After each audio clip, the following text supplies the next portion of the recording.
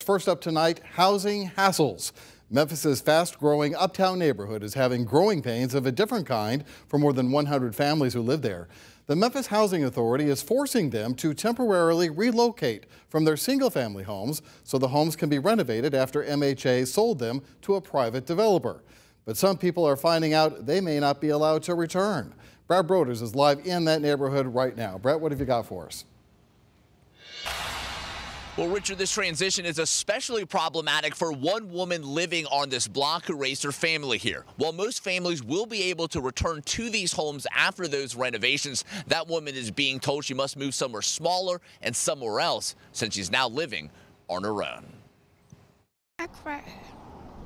I actually cried because I couldn't believe out of all those years. Rita Franklin says she's still in disbelief after learning she has to leave the Memphis rental property she's called home since 2006. I knew everybody up and down the street, on both sides of the street. Now I got to get it and do it all over. Franklin and more than 100 other families in Memphis's Uptown neighborhood will be temporarily or permanently relocated as their single-family units are renovated. They made a decision.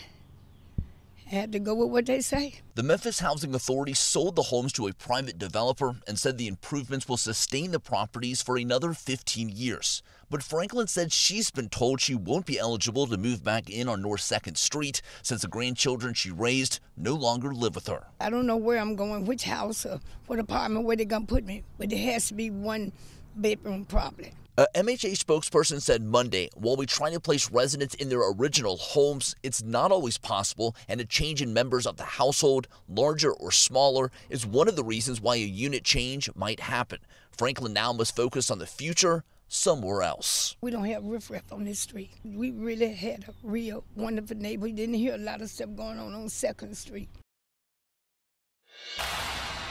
Now, Rita Franklin said it's unclear where her next permanent MHA residence will be. She's temporarily living in an apartment in another section of town. An MHA spokesperson reiterated today that anyone affected by these renovations have a right to move back into their community, even though it's unclear some of them may not be able to move back on their specific block or specific address.